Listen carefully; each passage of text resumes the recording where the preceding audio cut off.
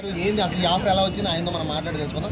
By ఈ offer మీకు ఎలా వచ్చింది అంటే డైరెక్ట్గా మీరు మిమ్మల్ని ఎలా అప్రోచ్ అయ్యారు, మీకు స్టోరీ చెప్పినప్పుడు మీకు ఎలా అనిపించింది? అయితే ఒక కామన్ ఫ్రెండ్ ద్వారా మనకి చాలా ఏళ్ళు బెంగళూరు. సో అప్పుడు నేను కన్నడలో అప్పుడు సినిమాలు చూసింది కానీ సో ఒకరోజు చెప్పారు ఇలా సినిమా ప్లాన్ చేస్తున్నాను చేద్దాము. సరే అప్పుడే స్టేజ్ చెప్పారు నాకు చాలా నేను చెప్పారు ఈ సినిమాకి అయితే చాలా సూపర్గా ఉంది సార్ అని చెప్పాను.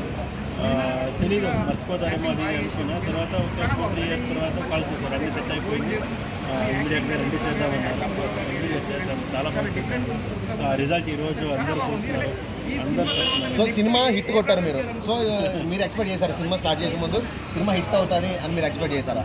అంటే మంచి స్టోరీ మంచి అనుకున్నాం కానీ ఇంత మంచి రెస్పాన్స్ దొరుకుతుంది. అందరూ అంటే పాజిటివ్ నెగిటివ్ అందరూ చెప్తారు కదా, అలా ఉంటుందేమో ఏదో అనుకున్నా కానీ 95% అందరూ పాజిటివ్గా చెప్తున్నారు.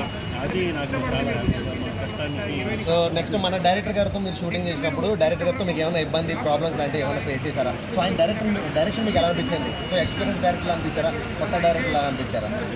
సో హార్డ్ వర్కింగ్ ఆయన స్పాట్లో కాదు ముందే ఏమేమి చేయాలని ప్రిపేర్గానే ఉంటారు, ఏమీ కన్ఫ్యూజన్స్ ఉండదు. ఆయనే సినిమాటోగ్రఫర్, ఆయనే డైరెక్టర్.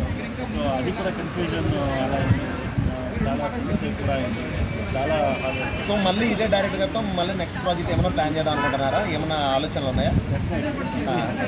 సో కంగ్రాచులేషన్స్, తెలుగు ఇండస్ట్రీలో మీరు ఒక సినిమా హిట్ కొట్టారు అంటే మీరు ఎలాంటి సినిమాలు మరెన్నో చేయాలని మనస్ఫూర్తిగా కోరుకుంటున్నాను. థ్యాంక్ యూ భయ్యా. ఓకే.